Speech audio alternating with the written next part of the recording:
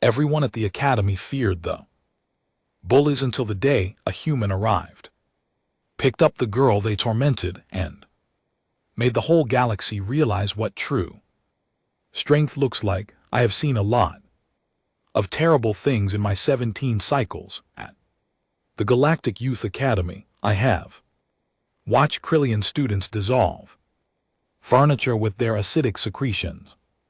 For laughs, I have seen Tharnix kids use their telepathy to cheat on every single exam. I have even witnessed a Gorvian eat an entire hoverball, goals and all, just because someone dared him to. But nothing, and I mean absolutely nothing, prepared me for the systematic cruelty I witnessed every single morning in the East Corridor. Her name was Kes Telvorn, to be precise. She was Velen, which meant she had the standard 4 arms, pale blue skin that shimmered slightly under station lighting, and those characteristic large dark eyes that seemed to absorb everything around them. Beautiful species, really gentle, thoughtful, artistic, the kind of people who wrote poetry about quantum mechanics and somehow made it not sound completely ridiculous. But here is the thing about Kes that made her different, that made her a target. Her lower appendages, what you might call legs if you were being generous, they did not work, had not worked since birth according to the medical files. I definitely was not supposed to have access to some genetic quirk rare among Velens left her dependent on a mobility device, not one of those fancy anti-grav hover chairs that the wealthy families could afford. Mind you, no, Kes rolled around in an actual wheeled chair, metal frame, rubber wheels, the kind of ancient technology that most species had not used in 300 cycles. You know why?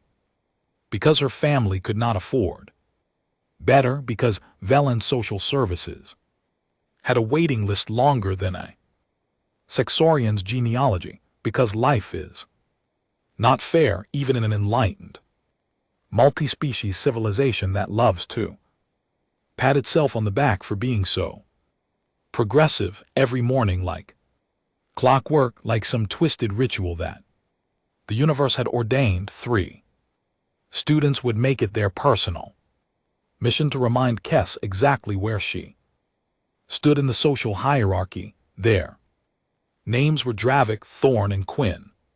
And honestly, I wish I could tell you they were complicated individuals with tragic backstories that explained their behavior, but no, they were just jerks.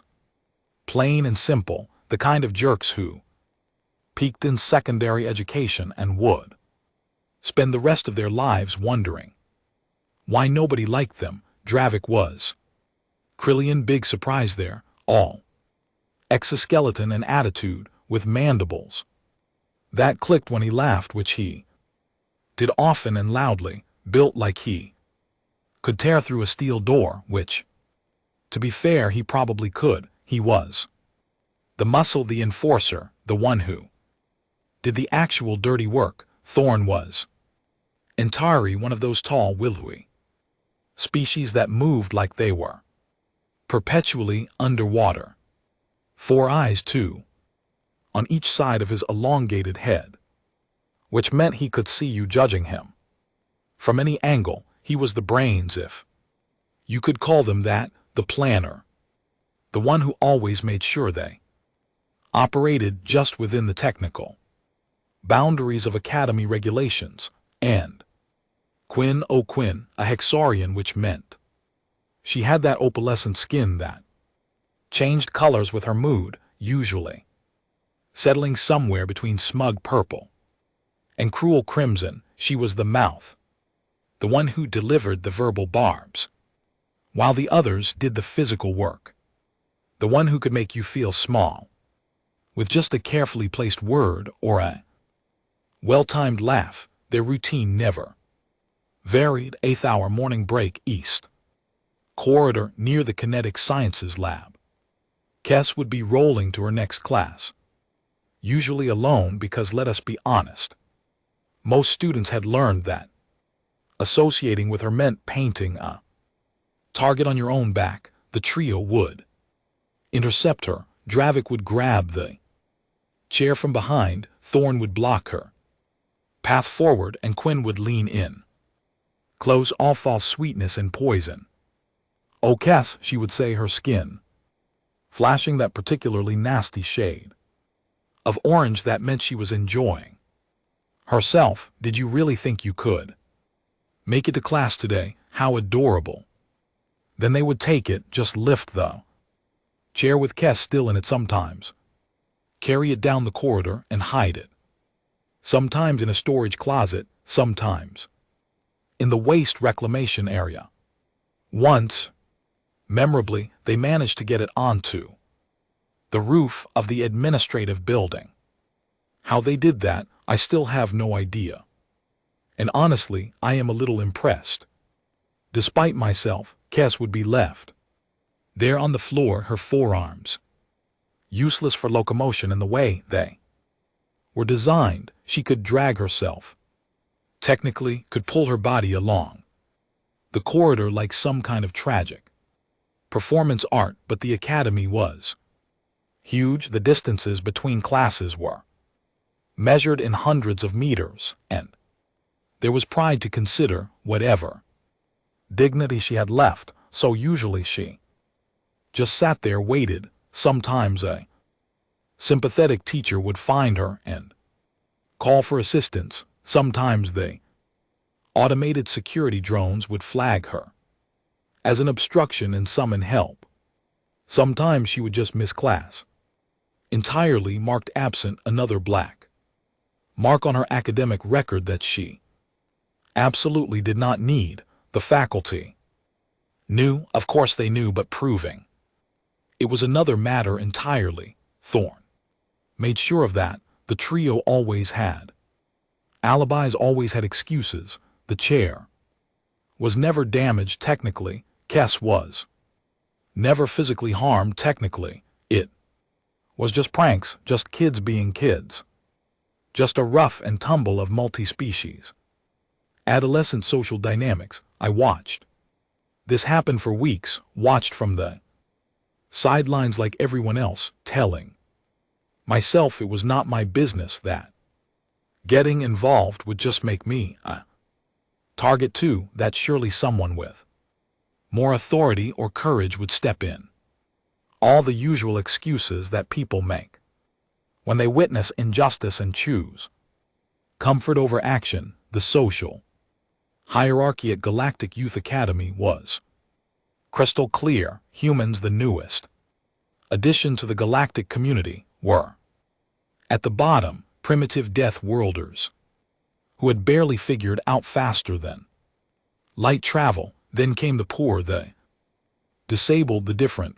Cass occupied a special place in that bottom tier, intersecting multiple categories of undesirable, and at the top species like the Krillians, the Zentari, the Hexarians, old money, old civilizations, old prejudices wrapped in new diplomatic language. Nobody challenged it, nobody dared, until Drexler Morchin arrived. Drexler Morchin walked into Galactic Youth Academy on a Tuesday, which should tell you everything you need to know about how little ceremony the administration afforded human students. No welcoming committee, no orientation assembly, just here is your schedule. Here is your locker code, try not to die.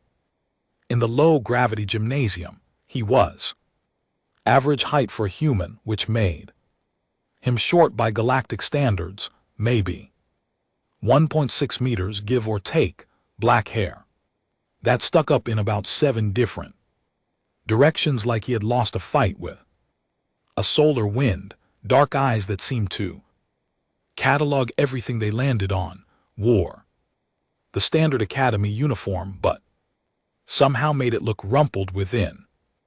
Minutes like his body was actively rebelling against formal clothing. Whispers started immediately, of course.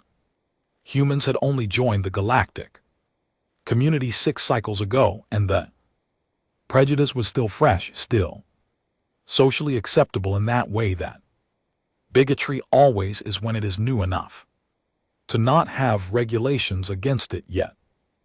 Death Worlder, someone muttered as Drexler mourned past. I heard their planet has weather that can kill you. A Pelcoran student whispered, her gills fluttering nervously. They eat other animals, Quinn announced loudly to her nearby cluster of admirers, her skin flashing disgusted green, like dead animals' cooked flesh. Can you imagine? Their gravity is twice standard, Thorn added, his tracking Drex Armin with scientific curiosity, like he was observing a particularly interesting bacterial culture. Their whole evolution is based on surviving a world that actively tries to murder them. Primitives, Dravik clicked, his mandibles spreading in what passed for a Krillian sneer. Barely got warp drive working, and they think they belong here with civilized species. Drex Armin heard all of it. I could tell by the slight tightening around his eyes, the way his jaw set just a fraction harder. But he did not respond, just kept walking, kept scanning room numbers, kept existing in a space that had already decided he did not belong. That first week he was invisible. The kind of invisible that comes from being deliberately overlooked. Teachers called on him last, if at all. Students gave him wide berth in the corridors. The cafeteria had an entire section that mysteriously emptied whenever he sat down. I felt bad for him, honestly, but not bad enough to do anything about it, because I was comfortable in my middle-tier status and saw no reason to jeopardize it for some human I did not know. Then came that Thursday, 8th hour morning break, East Corridor. Drex Armin was heading to Kinetic Sciences, same as Kess, taking the long road, because he was still learning the academy layout. He rounded the corner just as Dravik lifted Kess's wheelchair, with her still in it, her forearms gripping the armrests, her face carefully blank in that way that people get when they are trying desperately not to show how humiliated they feel. Please, Kess said quietly, her voice barely carrying. I have an exam this period. Oh, an exam, Quinn exclaimed, her skin flashing mocking yellow. Well, why did you not say so? That changes everything, except no, wait, it does not. Thorn was already moving down the corridor with the chair, Dravik following, leaving Kess on the floor like discarded furniture. Drex Armin stopped, just completely stopped moving, stood there for maybe 5 seconds, watching, processing, that analytical look in his eyes going absolutely cold. Then he walked straight up to Kess. Hi, he said, his voice carrying that particular human accent that always sounded slightly aggressive to galactic ears, all hard consonants and blunt efficiency. I am Draxar Morn. You need to get to class. Yeah. Kess looked up at him, confusion clear on her face. Yes, but my chair. Which class? Kinetic Sciences, room 417. But Draxar Morn did not let her finish, just bent down, slid one arm under her knees, another behind her back, and lifted her like she weighed absolutely nothing, like he was picking up a backpack, not a fully grown Valen student. The corridor went silent, like actually silent. Conversations died mid-sentence. Footsteps stopped. I am pretty sure someone dropped their datapad and nobody even noticed the sound it made hitting the floor. Kess made a startled sound. All four of her arms instinctively wrapping around Draxar Morn's neck and shoulders. Which way? Draxar Morn asked, completely unbothered by the staring, by the weight, by the sheer social suicide he was currently committing. Left, then second, right, Kess whispered, her eyes wide, her blue skin flushing darker with what might have been embarrassment or shock, or maybe both. And Draxar Morn just walked, carried her down the corridor, around the corner, past gaping students and a teacher whose mouth was literally hanging open. His breathing was not even labored. That death world gravity, that evolutionary adaptation to a planet that pulled twice as hard as standard, meant carrying Kess was about as challenging as carrying a bag of groceries. Dravik, Thorn, and Quinn stood frozen, the wheelchair still in Dravik's claws, watching this human completely ignore their entire social hierarchy. What?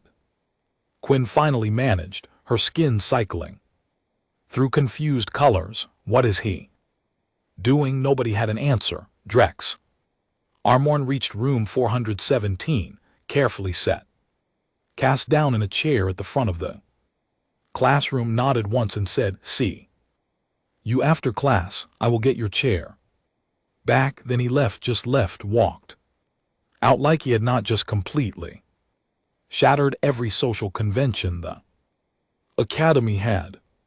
Cass sat there, her forearms still trembling slightly, staring at the door where Drex Armorn had disappeared. "Who?" she whispered to nobody in particular. "Who was that?" "I was in that classroom. I saw her face. And I realized in that moment that something fundamental had just shifted.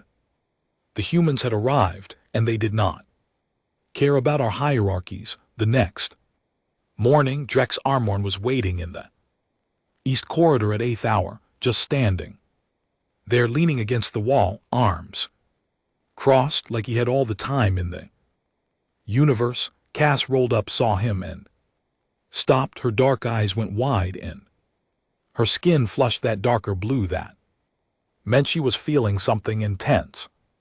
Surprise, probably, maybe hope, which honestly might have been worse. "You came back," she said, and there was this fragile quality to her voice that made my chest hurt. "Said I would," Drex Armorn replied, shrugging like it was the most natural thing in the galaxy. "You ready?" Drevik, Thorn, and Quinn appeared right on schedule, and the look on their faces when they saw Drex Armorn was absolutely priceless.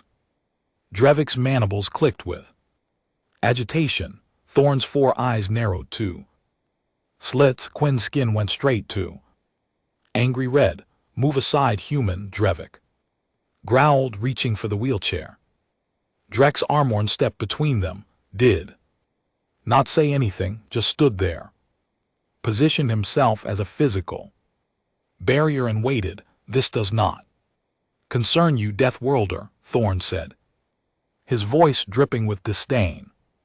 "Go back to your primitive planet, now," Drex Armorn said, and I swear there was almost a smile on his face. "I am good here." They stared at each other for a long moment, then Dravik made a calculation, decided fighting a human in front of witnesses was not worth the trouble, and stepped back. "Freak lover," Quinn spat at Drexler Morn as they left. Her skin was flashing patterns I had never seen before, probably inventing new colors just to express her disgust. Drexler Morn ignored her completely, bent down, lifted Cashin, walking. This became the routine every single day. 8th hour, East Corridor. Drexler Morn would carry Cass to kinetic sciences, then after third meal he would carry her to quantum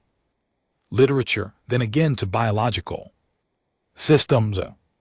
Every class they shared, which turned out to be 4 out of 7. Periods, the mockery was relentless. Students would make exaggerated groaning sounds when Drexler mourned past, pretending to strain under invisible weight. Someone started a betting pool on how long until he gave up.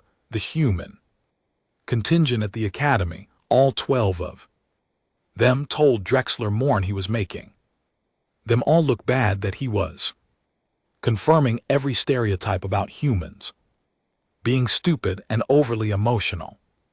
Drexler mourn did not care, or if he did, he never showed it. I started following them, observing, because honestly this was the most interesting thing happening at the academy in cycles. That is how I learned about Cass's situation. Her family worked in waste reclamation, both parents double shifts, 3 younger siblings, all healthy, all able-bodied. The hover chair she needed cost 17,000 credits. Her family made maybe 22,000 a year. Total medical coverage only paid for the basic wheeled model, the one she had. The waiting list for subsidized upgraded equipment was 7 cycles long. 7 cycles she would have graduated and moved on before her name even came up. Why do they target you specifically? Drexler mourn asked one day, carrying her up a ramp that most students just hovered over. I mean, beyond the obvious. Kess was quiet for a moment, then she said, because I should not be here. This academy is for families who can afford it, for species with status. Villains are granted charity spots sometimes, and I got one because my test scores were high, but I do not belong, not really, and they like to remind me that is garbage. Drex Armorn said flatly, it is reality. It is garbage reality then. That made Kess laugh, this surprised, bubbling sound that I had never heard from her before. That does not make sense. Sure it does. Reality can be garbage. Happens all the time on Earth. We have the saying, you know, about having someone's back, having their back, like possessing their posterior region. Drex Armorn actually laughed at that. No, it means supporting them, standing with them, making sure they are not alone when things get hard. You watch their back, they watch yours. Trust thing, we have no such saying in Vela. Maybe you should start one. Their friendship grew like something organic, something natural that nobody had planned, but everyone could see. Drex Armorn started sitting with Kess. At third meal, she helped him with quantum literature homework because apparently humans really struggled with nonlinear narrative structures. He taught her human card games badly, using a deck he had brought from Earth. Other students watched with fascination and horror, like witnessing a ship crash in slow motion. And Dravik, Thorn, and Quinn, they watched with something much darker, something that looked like fury mixed with humiliation. I saw them meeting in the alcove near the environmental systems lab, saw Thorn's 4 eyes gleaming with calculation, saw Quinn's skin cycling through aggressive patterns, saw Dravik cracking his knuckles, or whatever the Krillian equivalent was. They were planning something bad. I should have warned Drex Armorn, should have said something, but I told myself it was not my business, that he was tough enough to handle himself, that surely the academy security would step in if things went too far. All the usual lies people tell themselves when they are too scared to be brave. 2 days later, Kess's wheelchair disappeared, not hidden this time, destroyed. They found the wheelchair in the waste compactor, or what was left of it anyway. The frame was twisted beyond recognition, wheels torn off, the padding shredded. Whoever Did it had spent time on it, made sure. It was absolutely, completely unsalvageable. Kes just stared at the wreckage, did not cry, did not scream.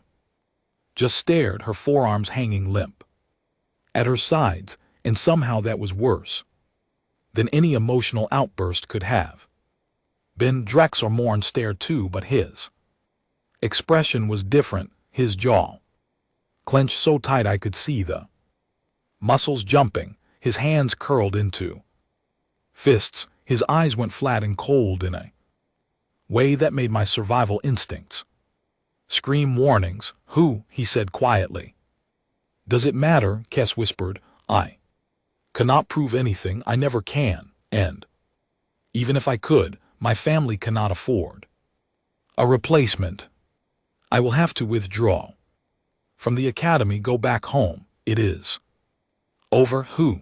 Drex or Morn repeated, and this time it was not a question. I knew where they would be. Everyone knew. Dravik, Thorn, and Quinn always celebrated their victories in the observation deck after final period, watching ships come and go, congratulating themselves on their cleverness. Drex or Morn knew too. He left Kes with a sympathetic teacher and headed straight there. I followed, of course I followed. I was not about to miss this. The observation deck was nearly empty, just the three of them lounging near the viewport. Quinn saw Drex or Morn first, her skin flashing triumphant orange. Oh look, she announced, the pet human, missing something or someone. Drexler Morn walked straight up to them, no hesitation, no fear, just purpose. You destroyed her chair, he said. Prove it, Thorn replied, his 4 eyes gleaming with smug satisfaction. Prove anything, go ahead, we will wait. Do not need to prove it, Drexler Morn said. Then he punched Dravik in the face. Now here's what you need to understand about Krillians. They have exoskeletons, armored plating that can withstand impacts that would pulverize most species. They are strong, fast, and built for combat. Dravik outweighed Drexler Morn by at least 40 kg and had natural weapons that could shred metal. Drexler Morn's fist hit Dravik's mandible with a sound like a hammer on stone. Dravik's head snapped back. He staggered, actually staggered, and made a sound of pure shocked pain. Human knuckles, turns out, are evolution's answer to the question, what if we made brass knuckles out of bone and just attached them to people? Thorn moved next, those long Centauri reaching to restrain Drexler Morn. He got a grip on Drexler Morn's shoulder, started to squeeze with strength that should have driven Drexler Morn to his knees. Drexler Morn head-butted him, just reared back and slammed his forehead into Thorn's face with zero hesitation. Thorn's nose, or what passed for a nose, shattered. He released Drexler Morn, stumbling backward, all 4 eyes watering. Quinn was screaming for security, her skin cycling through panic colors, but she was also backing into a corner because apparently her bravery only functioned when she had backup. Dravik recovered, enraged now, and charged. He was fast, trained in Krillian combat forms, and he came at Drexler Morn with those razor-sharp claws extended, aiming for vital areas. Drexler Morn did not dodge, did not even try. He stepped into the attack, taking a slash across his forearm that opened his skin in 3 parallel lines. Blood welled up bright red, and Dravik smiled, because he thought he had won, except that Drexler Morn did not stop, did not even slow down. His face registered the pain, sure, but his body just kept moving like the injury was an inconvenience rather than a threat. He grabbed Dravik's arm, twisted it with leverage that should not have worked against an exoskeleton, and slammed the Krillian into the deck plating. The sound was spectacular. Deathworld, Draxar Morn said through gritted teeth. Blood dripping from his arm means we evolved to take damage, means our pain tolerance is higher than your entire species of threshold, means when you hurt us we do not stop, we just get angry. Thorn tried again, attempted some kind of Zentari nerve strike that would have paralyzed most species. His fingers found the pressure points on Draxar Morn's neck. Draxar Morn grabbed those fingers and bent them backward until something cracked. Thorn shrieked, a sound that probably shattered glass somewhere in the galaxy. Then Draxar Morn threw him, actually threw him, across the observation deck, where he crashed into a bench and stayed down. Dravik was getting up, refusing to quit, because Krillian pride apparently exceeded Krillian common sense. He rushed Draxar Morn again. Draxar Morn met him halfway, ducked under those slashing claws, and delivered an uppercut that lifted Dravik's entire body off the ground. The Krillian landed in a heap and did not get up again. Whole fight lasted maybe 90 seconds. Security arrived to find Draxar Morn standing in the center of the observation deck, bleeding but upright, surrounded by 3 students who were very much not. Quinn was pressed against the viewport, her skin stuck on, terrified white, screaming about the crazy human who attacked them without provocation, except there were cameras. There were always cameras.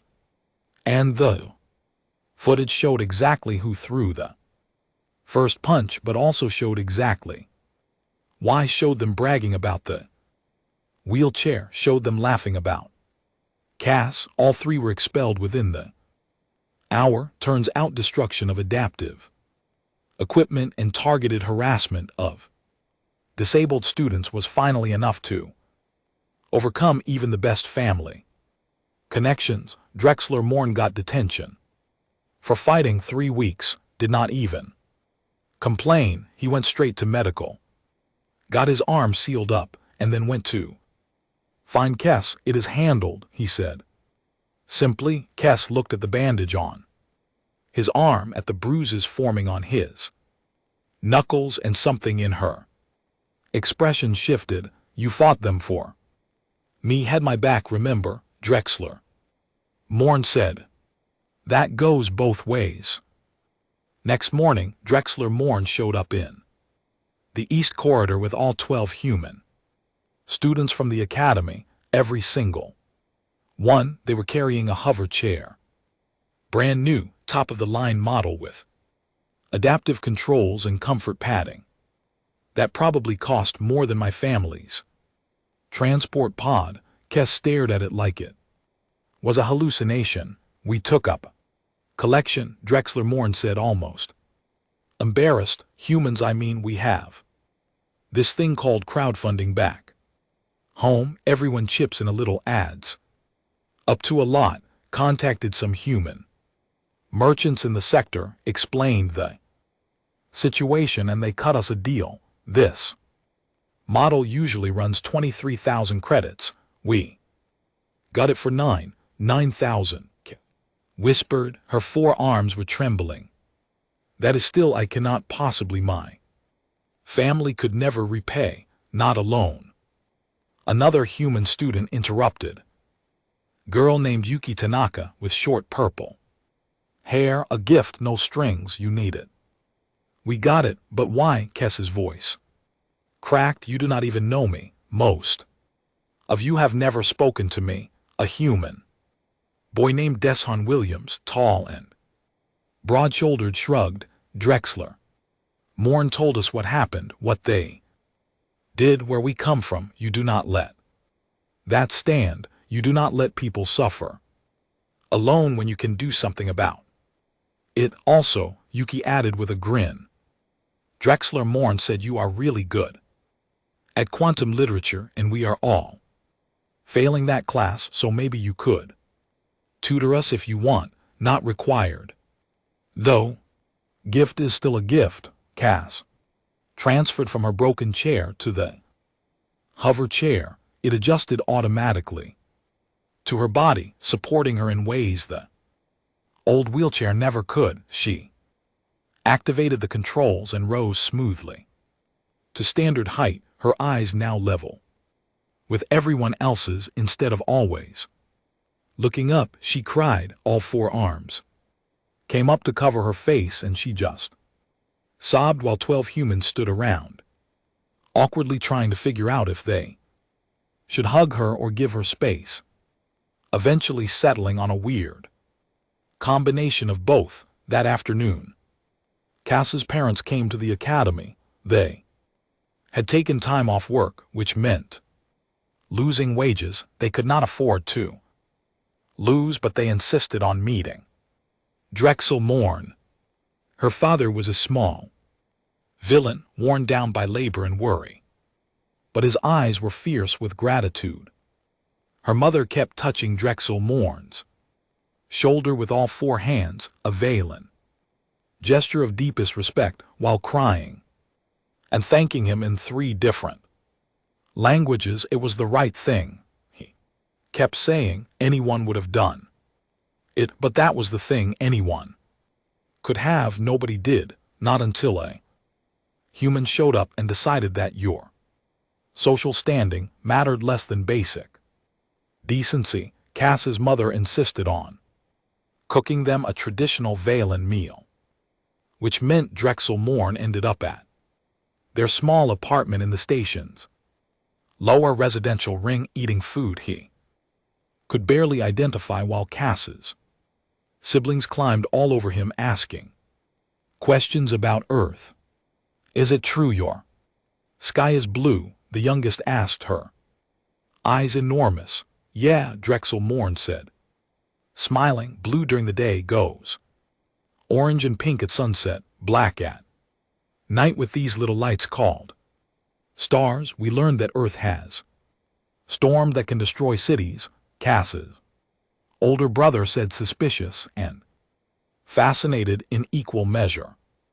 Hurricanes, yeah, tornadoes, earthquakes, tsunamis, volcanic eruptions. It is kind of a mess, honestly, and you just live there on purpose. Drexler Morn laughed. Where else would we go? It is home. I watched all of this from the outside, metaphorically speaking, but I saw the change ripple through the academy, saw how other students started sitting with Cass at third meal, saw how the human contingent, previously isolated and ignored, suddenly had species from across the galaxy approaching them with curiosity instead of contempt, saw how Pelcor and students stood up to a bully, targeting a younger kid, and specifically said she learned it from watching the humans. Turns out courage is contagious. The social hierarchy did not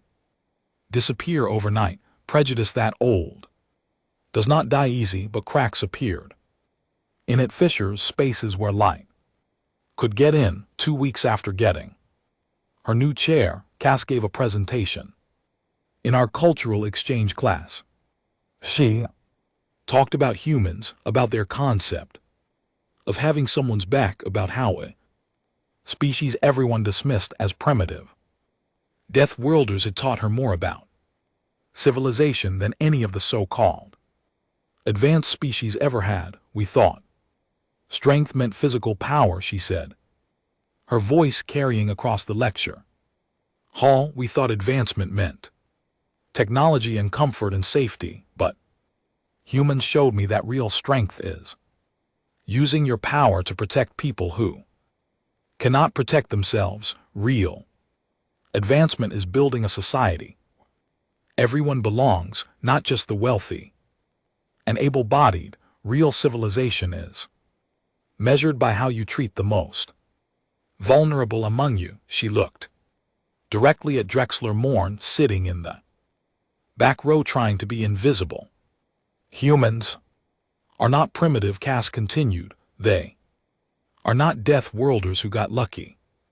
With technology, they are people who survived a planet that tried to kill them every single day and decided that the lesson was not to become cruel or hard, but to become kind and protective. They learned that survival means taking care of each other, not just yourself.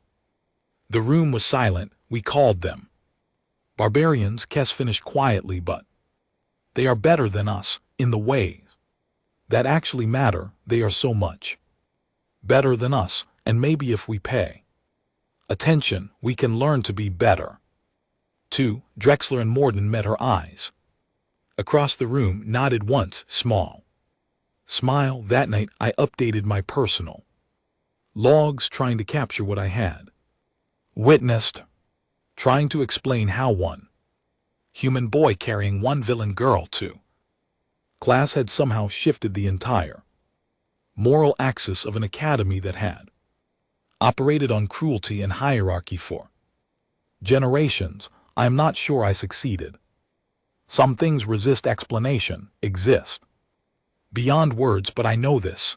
The galaxy invited humans to join us, thinking we were doing them a favor, offering them access to our advanced civilization. Turns out we had it backwards. They were doing us the favor, teaching us what we had forgotten or maybe never knew, reminding us that technology and longevity and comfort mean nothing if you have lost the basic ability to care about each other. Drexler and Morden kept carrying Kes, even after she got the hover chair. Whenever the charge ran low or the corridors were too crowded. Not because he had to, because he wanted to, because that is what having someone's back means, and honestly that might be the most human thing of all.